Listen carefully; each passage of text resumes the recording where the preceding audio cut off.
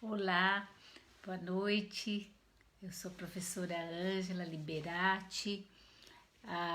Escolhi para conversar com vocês hoje sobre um assunto que nos aterroriza até hoje, que é o preconceito. A gente passou a semana vendo as ações horrorosas, né, que os afrodescendentes passam no mundo todo, né? Não é só no Brasil e principalmente agora nos Estados Unidos. E daí a ideia da gente falar um pouco dessa história norte-americana e a sua relação com o tráfico de escravo e com a escravidão dos africanos. Porque é muito mais comum a gente falar da escravidão no Brasil. Embora a gente conheça muito e embora ainda o preconceito persista, mas é importante falar dos Estados Unidos porque é um país que todos admiram, que acha que é qualidade de vida e que eles já alcançaram coisas que o Brasil ainda não conseguiu e, no entanto, o preconceito é gigantesco lá, tá? Então a gente vai falar um pouco disso.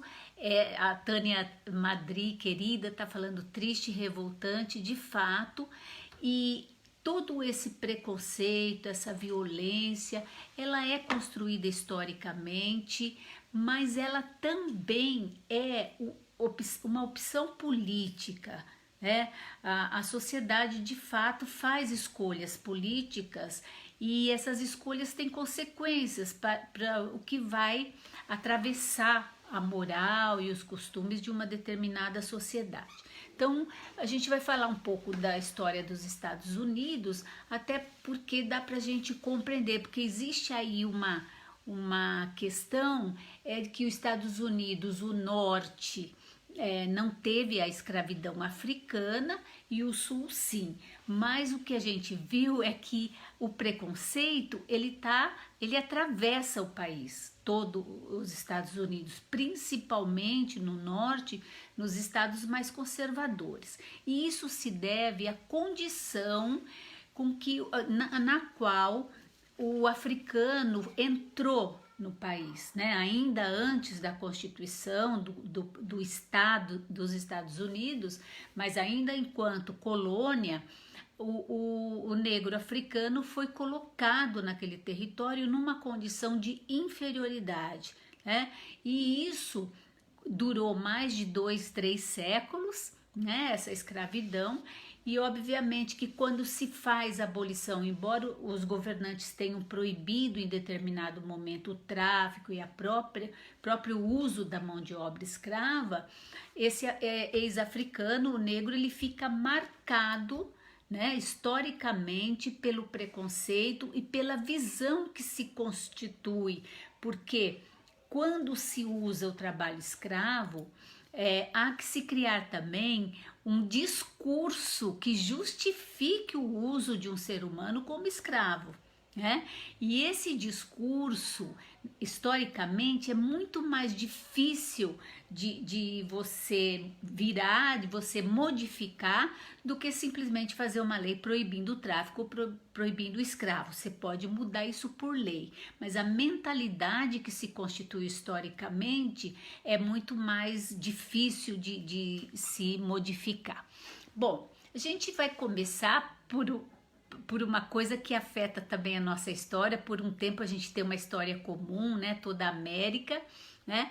A América foi incorporada aí ao mercado capitalista europeu pela expansão marítima, pelas grandes navegações, e o Colombo, navegando em nome da Espanha, é o primeiro que toca a América oficialmente, ou seja, em nome de um estado, em nome dos reis católicos, né, Fernando e Isabel.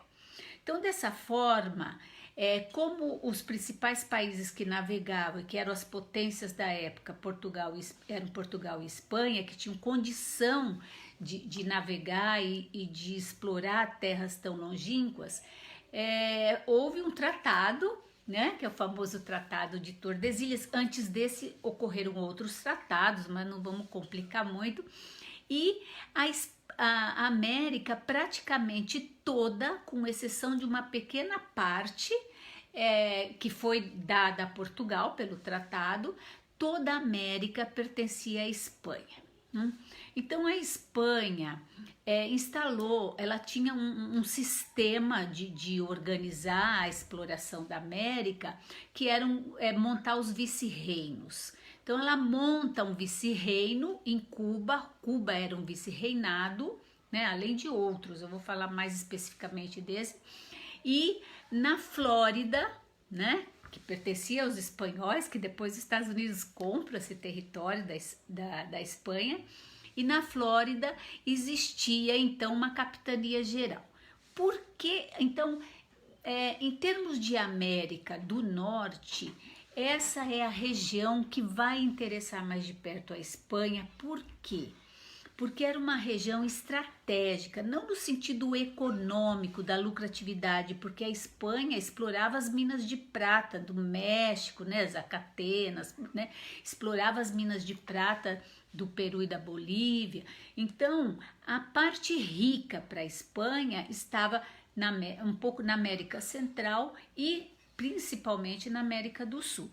Portanto, estabelecer um vice-reinado em Cuba e uma capitania geral na Flórida era simplesmente para tomar conta do fluxo comercial, ou seja, do fluxo de navios que vinham até a América, o que obviamente pelo Tratado de Tordesilhas só poderia ser navios portugueses ou espanhóis, né? Então a ideia de implantar esse vice-reinado em Cuba e obviamente colocar na Flórida uma capitania geral tem esse sentido mais estratégico e militar do que propriamente econômico, né? Era chamada da capitania geral La Flórida, certo? Mas o que a gente chama de Flórida, essa La Flórida, né, que era a capitania geral, não é simplesmente o estado atual da Flórida, né? Pegava Mississippi, Alabama, Geórgia, Louisiana, Texas, era uma região gigantesca, né? E onde a Espanha instalou aí esse controle militar para impedir o contrabando que viesse ser feito nas minas de prata, né, nas regiões fornecedoras de prata, que é o grande interesse da Espanha. Bom, o que aconteceu foi que durante o século XVI, vários outros navegantes estiveram, os próprios portugueses estiveram mais na América do Norte, mas ninguém se estabeleceu definitivamente como uma colônia. Essa região ficou um pouco meio como uma área de exploração, sem um povoamento europeu, sem um grande interesse, porque os dois países coloniais da época, Portugal e Espanha, encontraram uma riqueza gigantesca na América do Sul. Portanto, concentraram seus esforços na exploração da América do Sul. Tá? Aí vai acontecer que a Inglaterra, já constituída como um Estado nacional, a Rainha Elizabeth I, grande monarca absoluta inglesa, ela começa a organizar expedições para começar a fazer o povoamento de terras americanas, porque também existia um princípio de que a terra pertencia a quem povoasse, né, a quem a ocupasse. E como a Espanha não se interessa e ela nem tem condição de cuidar da América toda, como ela só cuidava de Cuba para baixo, toda a região desse norte aí da América, do centro e norte da América, ficava disponível para os navegantes. Então foi somente em 1619, em 1603 houve uma primeira tentativa que não deu certo, mas em 1619 que já estabelecida uma colônia na região que a gente conhece hoje como estado da Virgínia, inclusive com esse nome Virgínia em homenagem à Rainha Virgem, Elizabeth I da Inglaterra, né? Que a gente sabe de notícias assim mais concretas da presença do escravo africano em território mais dessa América do Norte, né? Enquanto isso, em 1619, o Brasil já possuía milhares de escravos, porque já tinha a economia açucareira já bem desenvolvida e tudo feito com a mão de obra do escravo africano. Tá?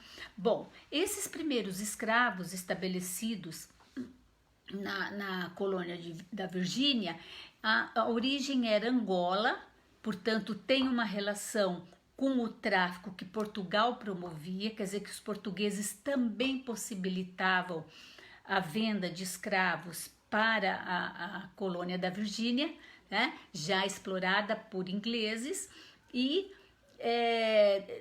depois eles vão receber também escravos da Guiné, que são duas regiões de domínio, num primeiro momento, português, e depois a Inglaterra toma conta esse tráfico de escravos africano da Guiné, tá? Então vamos ver. Quando a Inglaterra começa a colonizar a América, né, a parte que ela consegue conquistar, é comum quando a gente estuda a história dos Estados Unidos, a gente entender que é América, mas na verdade a gente, enquanto historiador, a gente chama de Américas. Por quê? Porque ela é tão diversa geograficamente falando, em termos de clima, em termos de condições econômicas, né? Que não dá para criar um único sistema de colonização para toda aquela região. Então, é comum os historiadores dizerem que existiam dois tipos de colônia na América. A colônia de exploração, que é aquela riquíssima, todas elas, o Brasil foi a maior colônia, a melhor colônia de exploração do antigo sistema colonial, riquíssimo, né, com a cana-de-açúcar, mão de obra escrava, e a colônia de exploração normalmente era aquela que tinha um clima muito diferente do clima europeu e que, portanto, podia oferecer terras tropicais para a produção de produtos que a Europa não conseguia produzir. Eram produtos raros, produtos exclusivos, monopolizados e que, portanto, eram extremamente lucrativo. Então eles produziam isso em grande quantidade e daí a necessidade de um trabalho muito barato, que é a solução dada, é introduzir aí o escravo, a escravidão. E é interessante a gente pensar que os europeus, né, cuja civilização aí é tão desenvolvida e é um período do Renascimento europeu, né? O que eles fazem é, ao mesmo tempo em que eles tentam terminar dentro da Europa com o trabalho servil, né, que é aquele trabalho da Idade Média, do servo, que é um trabalho compulsório, e a diferença é que o servo ele pertence à terra, ele não tem um dono. Ele fica na terra, ele pertence à terra, né? Então, ao mesmo tempo que a Europa está vendo o declínio desse tipo de trabalho, o que acontece? Eles reabilitam, eles fazem emergir novamente um tipo de trabalho que na Europa não existia mais, que é o trabalho escravo, né? Esse trabalho escravo, que tem início principalmente com os portugueses, mas que toda a Europa vai praticar, até Dinamarca, Suécia, Bélgica, países que a gente imagina que não participaram desse processo de tráfico, mas participaram sim, tá? O que a gente vai ter é que essa escravidão que foi estabelecida a partir do século XVI, inicialmente com os portugueses, mas que deu muito dinheiro para muita gente na Europa, ela é uma escravidão que muda a visão sobre o escravo. A gente conhece desde a antiguidade práticas de escravidão, né? Escravos que eram conquistados em guerra, escravidão na Grécia, escravidão em Roma, porém, essa escravidão da Idade Moderna, ela é uma escravidão muito específica. Por quê? Porque ela começa por desumanizar a pessoa do escravo, né? Ela tira as condições de humanidade, ela tira os direitos, ela tira a condição de ser humano é que é desprezada. E o escravo vai ser visto como um objeto que pode ser comprado, vendido como um bem, como uma coisa, né? Uma coisificação do trabalho humano, tá? Portanto, é uma escravidão muito mais cruel e um tipo de escravidão, um tipo de negócio que vai gerar secularmente esse preconceito que a gente ainda vê. Porque o caso que ocorreu nos Estados Unidos, que tem tantos especialistas já falando e tal, que a gente fica imaginando por que tanta maldade? É porque a visão é que o sujeito não é humano, ele não é igual. Essa é uma questão que atravessa a sociedade ocidental, as sociedades ocidentais, principalmente nas regiões onde houve trabalho escravo. Porque o africano ele foi introduzido sob uma condição de desumanidade. Mas não é desumano de ser desumano, é de retirar a humanidade daquela pessoa e transformá-lo numa coisa. A própria Igreja Católica na época, e a Igreja Católica depois já pediu perdão, já reconheceu isso, portanto a gente pode falar sem ofender aí os católicos, a própria Igreja Católica cria uma série de documentos, principalmente algumas bulas, protegendo, por exemplo, no caso do Brasil, o indígena da escravidão. O indígena não poderia ser escravizado porque ele tinha que ser cristianizado, porque ele era considerado um humano, e possibilitando a escravização do africano, certo? Então, esse é um dos pontos que a gente vai ver historicamente, que faz com que, por mais que se fale em direitos fundamentais, em direitos humanos, que o ser humano tem direitos e que eles são inerentes, que não há possibilidade de se abrir mão desses direitos, né? Todo ser humano é igual, tá? A condição com que esse africano foi colocado na América é que é um dos problemas do preconceito atual. Tá? Porque ao desumanizar, você cria a ideia que por ser negro, agora, atualmente, independente de ser africano, é um preconceito de cor, é uma violência contra a cor da pessoa, né? Então, que o fato dele ser negro, né, foi colocado na América como um objeto a ser negociado. Então, e esse objeto é entendido como um objeto incapaz de produzir alguma outra coisa, inclusive história, né? Há teorias, o próprio Hegel, um grande filósofo alemão, todo badalado aí, ele tem uma teoria que inclusive era estudada nas universidades europeias, de que o africano é incapaz, ele é tão incapaz, ele é tão inferior, que ele é incapaz de produzir sua própria história. Então não é uma questão só econômica que a gente está vendo. Quando a gente vê emergir esses casos, e me parece que eles estão cada vez mais comuns, né? A gente fica imaginando que é pontual, é que uma pessoa é mais preconceituosa. Não, é porque a ideia de que o negro ele é destituído da sua humanidade, ela persiste ainda hoje. E isso além de ser muito cruel, né? É uma ideia que lógico, eu acredito que tem a solução, mas é uma ideia que tem que ser constantemente lembrada. Qual foi a condição em que esse escravo... Não é o fato só dele trabalhar na lavoura em condições desumanas, é o fato de terem destituído aquele indivíduo da sua humanidade, né? Então ele não é um igual. E isso vai atravessar a construção social americana, tá? E aí... Bom, vamos então voltar aqui nos Estados Unidos, porque essa é a condição geral da colocação do escravo em toda a América, né?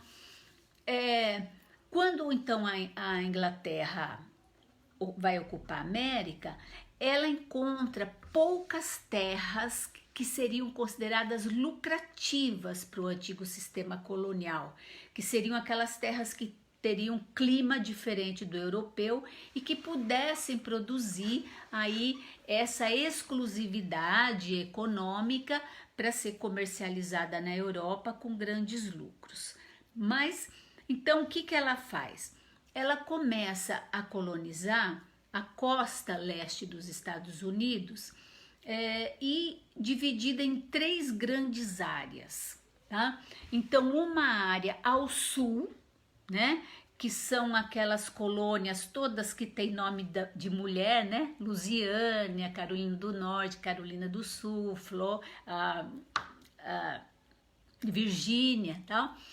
Essa é uma região onde vai se estabelecer a chamada plantation, que é a produção, assim como foi no Brasil, né? Então, monocultura, um produto que tivesse bastante valor na Europa, o trabalho escravo, produzido em grandes latifúndios e toda essa produção voltada para o mercado europeu, certo? O Brasil também teve essas condições. Então, essa região mais do sul dos Estados Unidos, ela logo no princípio que começa a funcionar essa produção, produziam algodão, anil, principalmente isso, mas particularmente o algodão. Isso vai coincidir com uma época que a Inglaterra é a grande manufatureira, né, de tecidos, de produtos têxteis. Então a Inglaterra tem lá os enclosures, que eram fazendas que criavam ovelhas para fornecer a lã para a manufatura têxtil, e agora o sul dos Estados Unidos produzindo o algodão. Então uma matéria-prima farta e que chega à Inglaterra num preço muito acessível, porque produzido com mão de obra escrava. Então isso é o sul dos Estados Unidos, que a gente vai voltar a falar dele. A região norte, que é a chamada de Nova Inglaterra, ela foi colonizada de uma outra forma. Por quê? Porque é uma região muito próxima do clima europeu, tanto que ela é chamada de Nova Inglaterra. Ela foi usada pelo governo inglês porque havia na Inglaterra nesse período uma demanda muito grande por emprego. Eles passavam por um processo de transformar a terra em grandes propriedades, né? Essas grandes propriedades, a maior parte era usada para a criação de ovelhas. Portanto, o pequeno agricultor, aquele que tinha roça de subsistência, aqueles camponeses, eles vão para as cidades porque estão despossuídos da terra, não tem mais condição de trabalhar na terra. E isso cria nas cidades inglesas uma pressão, uma demanda social muito grande que o governo tinha que resolver. Então, juntando a isso, a reforma religiosa inglesa também, que cria o anglicanismo, ela, na verdade, ela pune, ela critica os protestantismos mais radicais, como, por exemplo, os puritanos, né, que são calvinistas, ingleses. Então, toda essa gente que faz uma pressão, uma demanda e exige do governo soluções, ela foi direcionada para a Nova Inglaterra. Então existia a promessa de que, por exemplo, os mais radicais religiosos pudessem professar sua fé do jeito que quisessem. Existia a possibilidade daquele que não tinha emprego, daquele despossuído, que ao final de um contrato de trabalho ele poderia ganhar, acessar a terra, e que era uma terra muito parecida com a Inglaterra, ele iria viver como um inglês. Então o norte dos Estados Unidos foi colonizado dessa forma, tá? Então vem os religiosos mais radicais e vem também gente que não tinha condição, não tinha emprego e que tem a esperança, né, de conseguir uma terra para poder sobreviver, tal qual era na Inglaterra, e que agora não existia mais a possibilidade. Né? Só que eles vêm na seguinte condição: eles não têm dinheiro. Então existiam companhias de comércio que compravam enormidade, conseguiam do governo inglês um pedaço de terra enorme nessas colônias do norte, traziam esses migrantes para cá e a pessoa ficava de 4 a 5 anos trabalhando para essa companhia. Isso é comum a gente chamar em história de servidão temporária. Ao final desse período, ele poderia conseguir terras, dependendo da companhia, era dado a terra para que ele permanecesse na região, né? Ou então ele poderia acessar, comprar terra de muito, muito barato. Então, com isso, com essa colonização do norte, a Inglaterra resolve o problema de uma condição social de muita agitação, e ela consegue evitar que essas pessoas se manifestem, transferindo então grande parte para as terras do norte. A região centro dos Estados Unidos, ela foi conseguida numa guerra, das inúmeras guerras europeias que a gente tem. Era uma região em que os holandeses haviam se estabelecido, fundado uma cidade que se chamava Nova Amsterdã, onde os holandeses pretendiam fazer refino da cana-de-açúcar, porque eles compravam do Brasil e levavam para Amsterdã, Antuérpia, e eles ali pretendiam estabelecer ali uma filial, mas como perderam a guerra, tiveram que entregar as terras para a Inglaterra. E essas terras do centro foram entregues para o Duque de York, né, que era irmão do rei da Inglaterra, que inclusive trocou o nome da cidade de Nova Amsterdã para Nova York, né? Os duques de York, né, porque o título é hereditário, os duques de York foram inclusive grandes traficantes de escravo, grandes investidores nas companhias de escravo. Liverpool, que é a cidade dos Beatles, né, maravilhosos. Liverpool foi um porto que foi o maior porto de tráfico de escravos feito por ingleses. E hoje, inclusive, abriga um museu, que é o Museu da Escravidão, para contar essa história da relação da Inglaterra com o tráfico de escravos. É bom a gente lembrar, porque senão a gente fica achando que somente os portugueses faziam o tráfico de escravos, mas o tráfico foi um negócio extremamente lucrativo que foi feito por muitos países europeus. Tá? O tráfico foi aí um dos negócios que estimularam o enriquecimento do capitalismo europeu. Não? Bom, então nós temos aí 3 regiões. O norte, com clima muito parecido, que é a Nova Inglaterra. O centro, que também é muito parecido com o norte. Tá? E o sul, onde se estabelecem a chamada plantation, principalmente do algodão, tem a mesma estrutura que tinha o nordeste brasileiro, o nordeste açucareiro. Não? Então, o que aconteceu? O norte, como era uma região muito pobre, não era uma região que a Inglaterra se preocupasse em tributar. A região, em termos coloniais, mais rica, que mais lucro dava, era o sul. Então, a Inglaterra sempre se preocupou muito mais com o sul, ela mandava os governantes ingleses, existia o governante inglês que vinha para tomar conta da região, arrecadar os tributos, tá? Em todas as regiões. Mas o norte, principalmente o norte, ele fica um pouco que abandonado ou mal cuidado, no sentido de que não tinha muito o que oferecer em termos de lucratividade para a Inglaterra. Tá?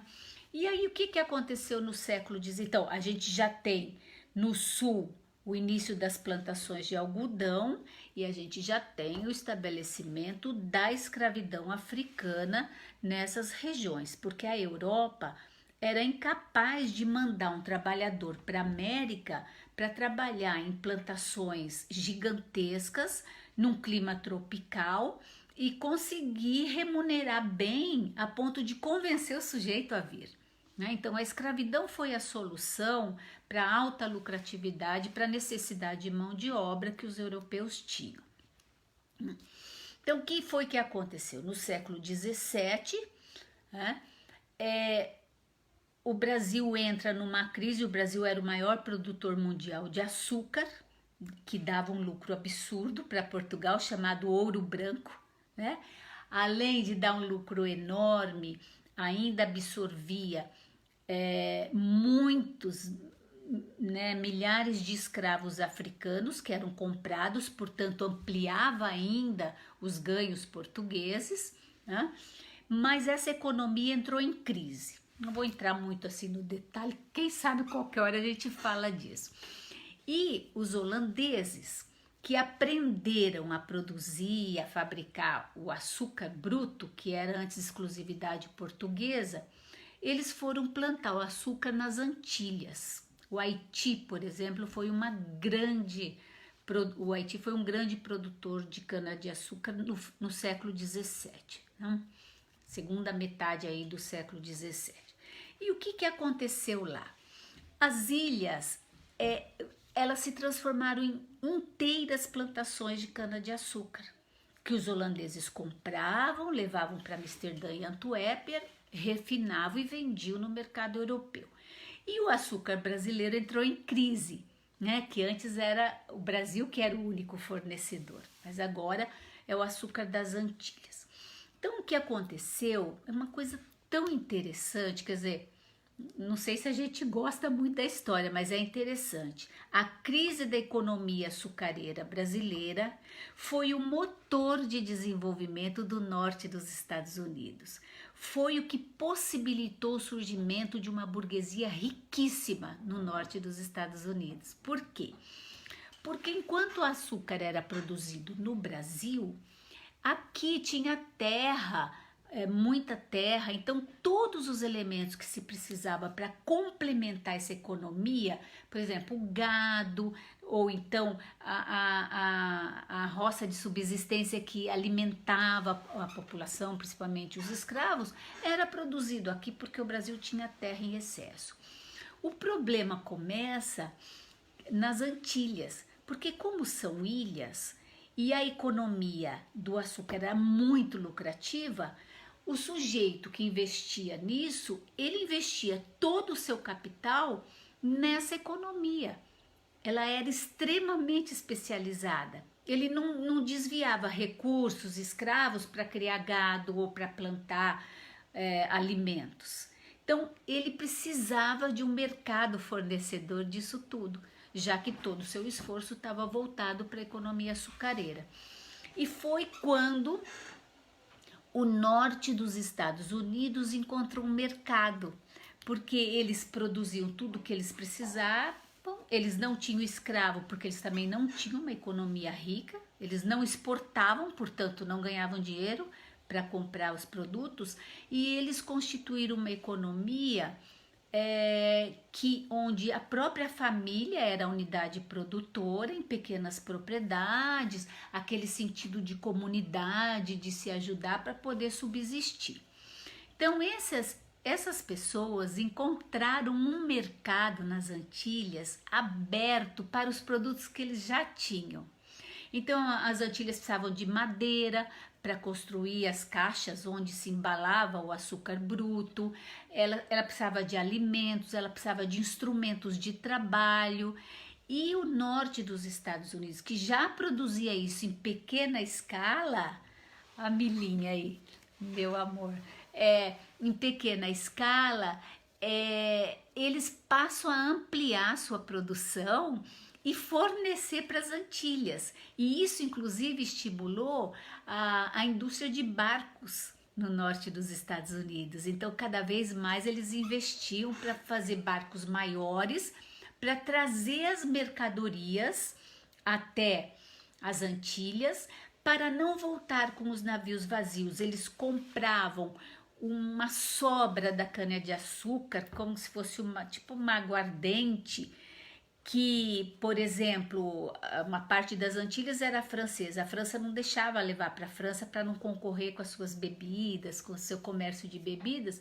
Os Estados Unidos comprava, voltavam com os barcos lotados daquilo, produzia rum, que é uma bebida forte, né? O rum é uma bebida fortíssima, e passam a usar esse rum para trocar na costa africana, principalmente, né, Angola e na Guiné, eles trocavam por escravos né? Fazia o escambo. O escambo é um comércio que foi muito utilizado nesse período colonial, que era o seguinte: é um comércio de trocas, mas é um comércio que você não consegue definir o valor da mercadoria. Então, por exemplo, o escambo que os portugueses faziam com os indígenas, por exemplo. O indígena gostava de porcaria, de canivete, de espelho. Não, não é porcaria, é coisa que eles não tinham. Assim como eles forneciam madeira, o pau-brasil para o português, que ele não entendia para que o português queria tanto. Então, escambo é um comércio de trocas onde não é possível estabelecer o valor, porque são culturas diferentes.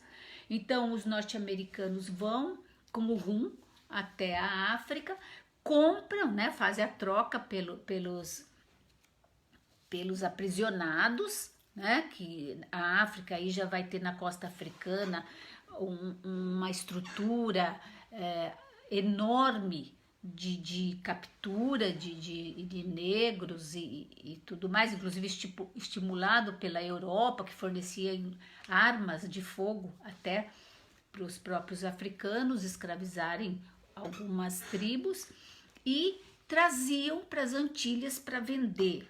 Isso a gente chama de comércio triangular. E isso enriqueceu em 30, 40 anos de comércio triangular e África. Criou-se uma burguesia no norte dos Estados Unidos rica. Tá? E sem que a Inglaterra tomasse nenhuma providência, porque ela se dedicava ao controle principalmente das regiões monocultoras do sul. Né? O episódio que vai marcar a ruptura dessa relação Estados Unidos, as colônias norte-americanas e a Inglaterra, se deu por causa de uma guerra entre a França e a Inglaterra, enfim, uma das muitas, e essa guerra vem parar no território norte-americano. Por quê? Enquanto a Inglaterra tinha suas 13 colônias na costa leste, a França era dona de toda a Louisiana, que é uma região riquíssima e super fértil que acompanha o Vale do Mississippi. E então, como os franceses perderam a guerra, foram obrigados a entregar toda essa região para a Inglaterra. O problema da guerra foi o seguinte: os colonos entenderam que essa região da Louisiana era riquíssima e que eles poderiam ampliar os seus negócios a partir do acesso a mais matéria-prima. Né? Então, eles poderiam expandir a sua produção capitalista.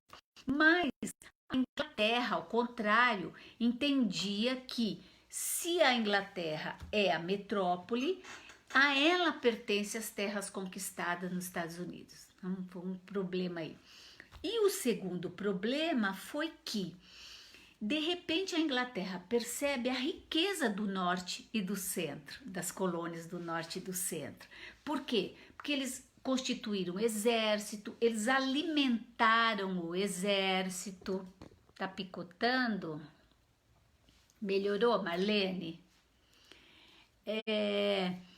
Eles forneciam armas, eles praticamente financiaram essa guerra. Tá? E quando termina a guerra, além da burguesia norte-americana não acessar as terras conquistadas, que eles lutaram por elas, eles ainda foram tributados excessivamente pelo parlamento inglês.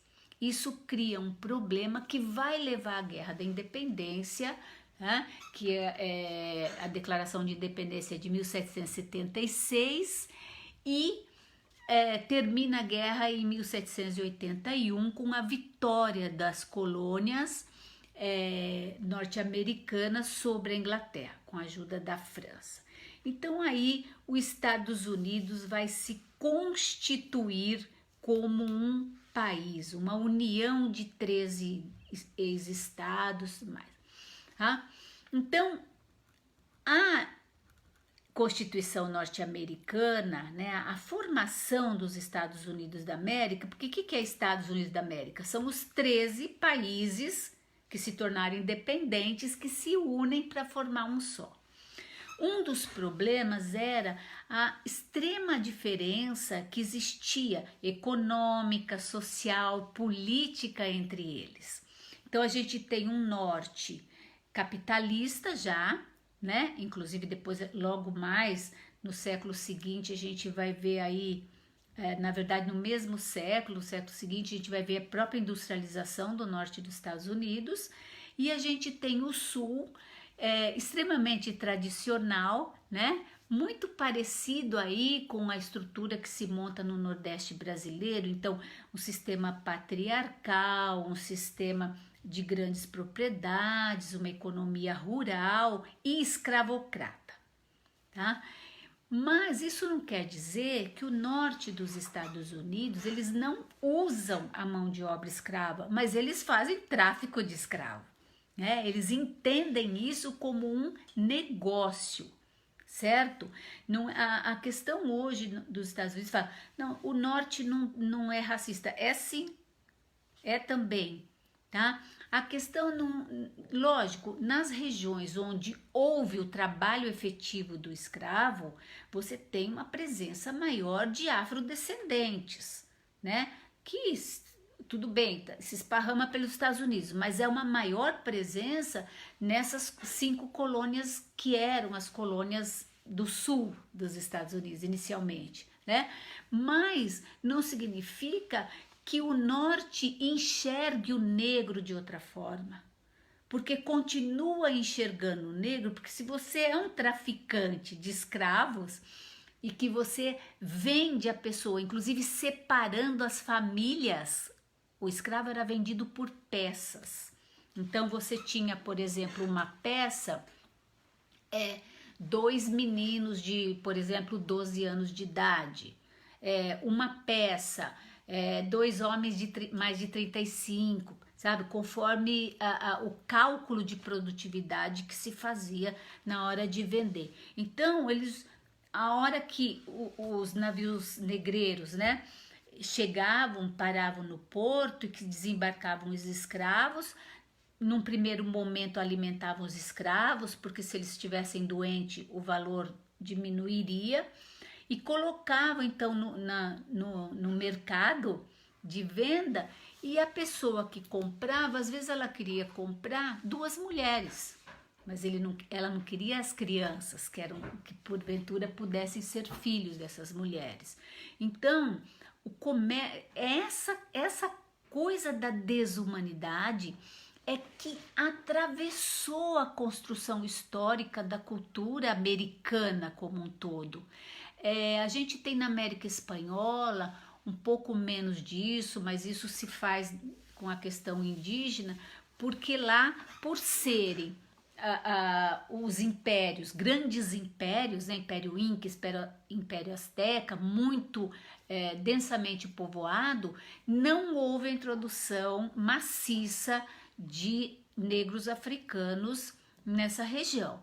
Mas na região em que o negro entrou como mão de obra, ou nas regiões que fizeram o tráfico, onde os comerciantes ganharam dinheiro com o tráfico, essa ideia da desumanidade, ou seja, você retirar aquilo de humano que a pessoa tem, ela atravessa uma formação cultural que é feita secularmente, que está sendo construída desde o século XVI no Brasil e o século XVII nos Estados Unidos, certo? Então, é essa condição aí que a gente vai ter.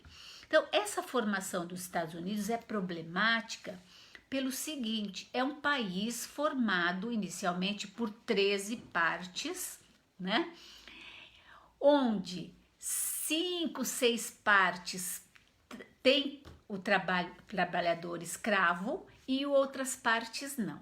Então, daí ter que se constituir uma legislação geral, né, que não se intrometesse nas questões locais, porque senão não daria certo esse país, né? E é daí que se faz uma Constituição curtíssima, né? São 7 artigos a Constituição norte-americana, com depois algumas emendas que garantem aí um governo, um estado liberal, né? E permitindo, possibilitando a entrada de novos estados nessa união, né? Então, uma das questões que a gente verifica da importância do trabalho africano nos Estados Unidos é essa. Só poderia entrar para a União se houvesse sempre de dupla, uma parte que tinha trabalho escravo, outra parte que não tinha. Daí a gente vê a importância desse trabalhador para a riqueza dos Estados Unidos, né?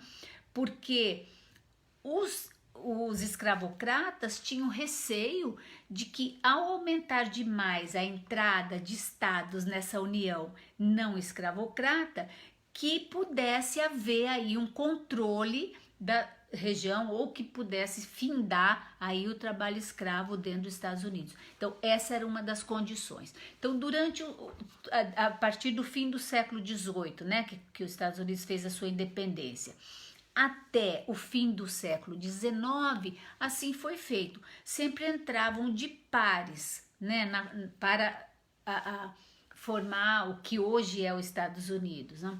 Então precisava ter cerca de 60 mil pessoas no local e pedia a inclusão na União, mas esse pedido deveria vir acompanhado uma região escravocrata, outra não escravocrata, né? Aí tomar o cuidado de que esse país não mexesse, né, nos interesses dos escravocratas, né? Bom, a gente tem em 1860 a eleição do Abraham Lincoln, né? Que era um político que vem dessas regiões mais novas que foram entrando na União, né? Não das regiões tradicionais, e de uma região não escravocrata. E a campanha política dele foi feita nesse sentido de propor o fim do trabalho escravo nos Estados Unidos, né? Mas ninguém se preocupou porque acharam que ele não ia ganhar a eleição e ele ganhou a eleição. Então, esse é o motivo. Existe na historiografia, quando a gente estuda a história dos Estados Unidos, muita discussão se foi esse o motivo ou não da Guerra da Secessão norte-americana, tá? Mas a verdade é que a questão da escravidão teve sim, se foi o motivo único ou não, depende da visão da pessoa. Mas o que a gente percebe ao estudar a Guerra de Secessão é que a questão da escravidão está no cerne dessa guerra.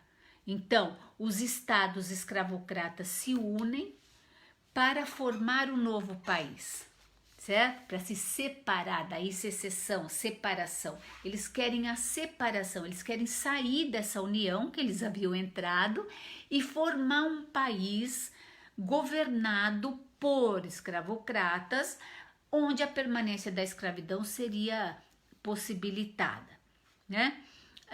A guerra foi perdida, como a gente já sabe, né? Os escravocratas perderam a guerra, o norte ganhou a guerra.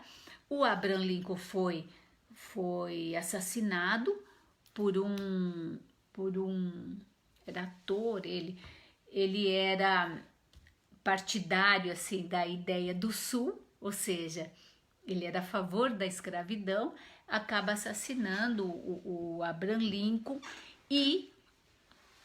mas mesmo assim os Estados Unidos aboliu a escravidão a partir aí de 1860, 61, certo?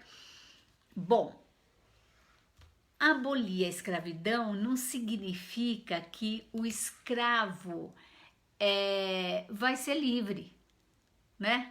Vou pegar um exemplo aqui no Brasil. Quando se aboliu, bom, o Brasil foi o último país a abolir a escravidão, né? E nesse sentido, tem até uma questão que é interessante, que a gente precisa discutir. Nossa, o tempo voa.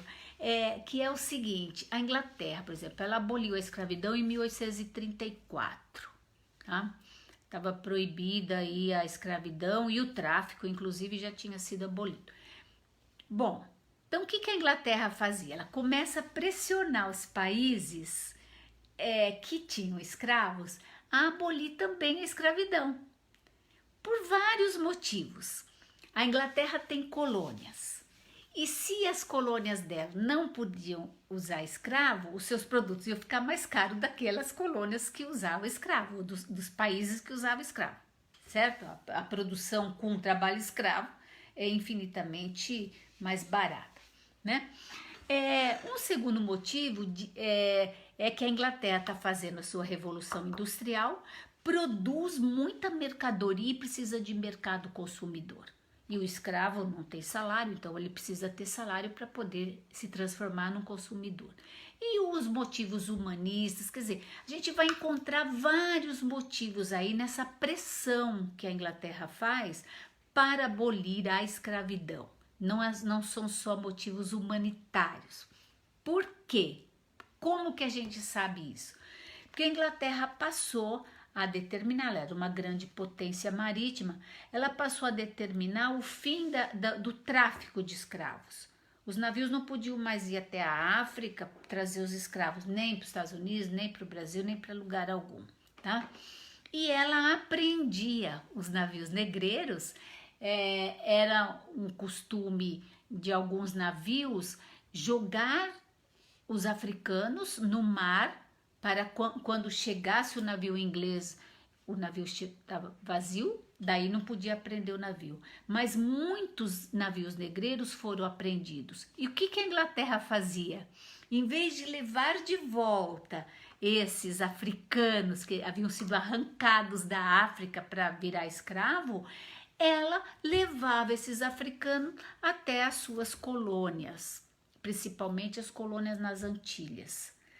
O que significa que eles continuavam como escravos, mas declarados livres, certo? Então, essa questão da abolição tem que ser também discutida, como a abolição no Brasil, né? Aboliu a escravidão. E o que você faz com uma pessoa que não tem a mínima condição de subsistir? Não foi dada a ela a oportunidade de subsistir, né? Então, um segundo problema que eu vejo no preconceito tão arraigado que existe nas regiões que possuíram o trabalho escravo é também a forma de abolição. Você vai abolir a escravidão, mas você não cria políticas públicas de apoio a essas pessoas, tá? O Estado não se preocupa com o que será dessas pessoas. Então, o que acontece é que a abolição, a gente fala, o Brasil foi em 1888, os Estados Unidos foi em 1861, tudo bem. Mas o que se fez para essas pessoas?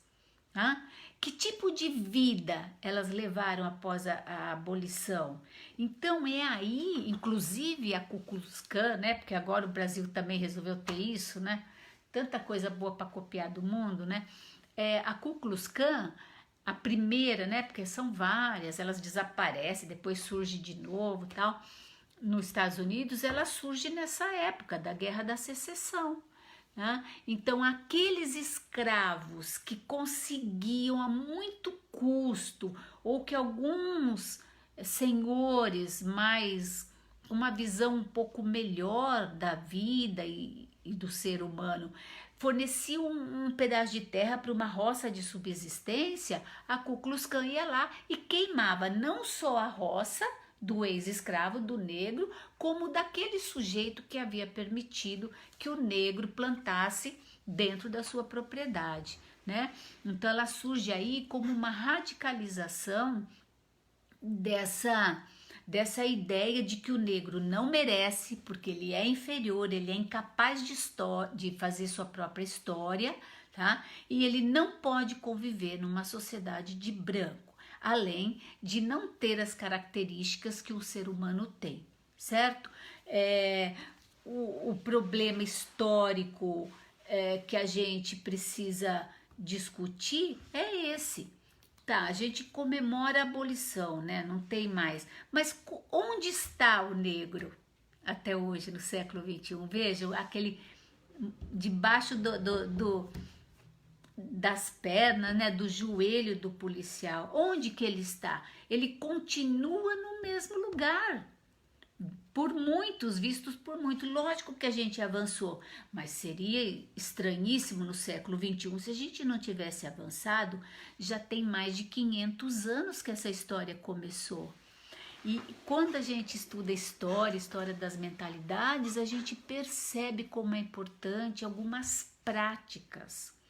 O que não foi feito no passado, porque não foi, você diz parabéns, agora não há mais escravidão, mas nenhum apoio, nenhuma estrutura para elevar esse sujeito à sua dignidade de ser humano, né? Nenhuma política pública na época, nem no Brasil, nem nos Estados Unidos, nem em lugar algum, que pudesse possibilitar que o ex-escravo, ou o afrodescendente, aí já no caso, né, que ele pudesse provar seu valor. Ele continua colocado numa situação de inferioridade, não só uma inferioridade vista no trabalho que só é dado a ele, o trabalho que o branco não quer fazer, porque ele seria incapaz de fazer um trabalho intelectual ou um trabalho mais elaborado, né? Mas por que isso também? Porque ele não teve condição de especializar a sua mão de obra. Não foi dado a ele condições na época da abolição e nem depois dela para que ele pudesse se constituir como um trabalhador como qualquer outro, qualificado, que ele pudesse escolher se ele quer ser qualificado ou não, né? Então a gente tem uma triste herança, né? E essa herança, ela não é só da questão da cor, ela é uma questão da desumanização. A Hannah Arendt tem um livro maravilhoso que chama As Origens do Totalitarismo, é enorme, mas também não precisa ler tudo de uma vez, dá para ler só algumas partes, onde ela afirma que as estratégias, por exemplo, do nazismo, não foi o Hitler que inventou, que a Alemanha treinou na África, escravizando, massacrando, e a primeira coisa que eles faziam, o colonizador europeu, era retirar as condições da humanidade do sujeito, desumaniza, você transforma ele num animal, num outro animal que não o homem, né? Então a gente tem aí essa herança, né, que é uma herança histórica que daria para a gente conversar, mas sempre que a gente vai falar de racismo, né, então é inadmissível, o Fábio tá falando, o Fábio é um querido historiador, é inadmissível, mas a gente quando vê as cenas, porque antigamente isso já existia, só que ninguém filmava com celular, né, agora a gente vê essas cenas tão chocantes e pior, né? A gente não vê o Estado investindo numa política mais efetiva para mudar isso, né? Porque as punições deveriam ser, se a pessoa não consegue num primeiro momento enxergar naquele ser humano, no outro, pouco importa a cor, alguém como com os mesmos direitos, os mesmos sentimentos que a si próprio, que seja então pela punição rigorosa e absoluta, né? A Marlene Medeiros, que é uma querida também historiadora, está falando que na Namíbia, e não só, né, toda a região que foi colonizada pelos alemães, e não isso, né? O que a Bélgica, um país tão civilizado, a gente admira tanto, né, a qualidade de vida deles, o que a Bélgica fez no Congo, né, onde crianças e mulheres amarravam na cabeça aquela história de Tem um livro que a Marlene já leu, de tanto eu falar, né? Do Mário Vargas Llosa. Maravilhoso, se chama O Sonho do Celta. E ele vai mostrar o que foi o imperialismo europeu na África no século XIX. Aí eu comecei no século XVI, certo? Eles descrevem uma situação do fim do século XIX e a gente não vê diferença, né? Então, no fim do século XIX, já não existia mais escravidão. O Brasil foi o último país que aboliu a escravidão em 1888. Então, o que a Bélgica, por exemplo, não foi só a Bélgica, estou citando o exemplo porque tem no livro. O que a Bélgica, por exemplo, fez no Congo, repete a mesma ideia do século XVI. Não é uma pessoa, é uma coisa que eu posso usar, vender, descartar, que não tem direito de constituir família, que não tem direito de possuir nada, né? Aliás, ele é destituído de direito porque ele não é humano, tá? Bom, não sei se isso é muito triste falar disso, dá uma tristeza, mas eu acho que é falando, e os historiadores, a gente vive repetindo isso, né? Os historiadores têm quase que uma obrigação de não deixar esquecer, né? É isso, Carol, mas não deixar esquecer. Vamos reproduzir, repetir, porque uma coisa é você falar da escravidão no Brasil e a gente fica achando que é só no Brasil. Não, não é. A questão foi a questão de como esse africano foi retirado da sua pátria, da sua terra, tá? E como ele foi transportado como uma coisa, como um objeto lucrativo para produzir a riqueza do capitalismo europeu. Acho que é isso que a gente tem que lembrar. Obrigada, meus queridos. Muito bom conversar. Vamos ver se a gente consegue conversar mais. Se vocês puderem, me mande no WhatsApp os temas e quem às vezes quer participar, a gente pode fazer coisa junto. Eu com a Marlene vamos fazer sobre a África agora, vamos falar sobre a cultura africana. E aí, por favor, né? E se tiver pergunta também, a gente pode conversar sobre.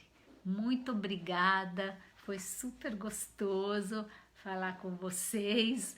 Um beijo, lindos. Milinha, beijo, querida. Carol, tudo de bom, amor. Beijo.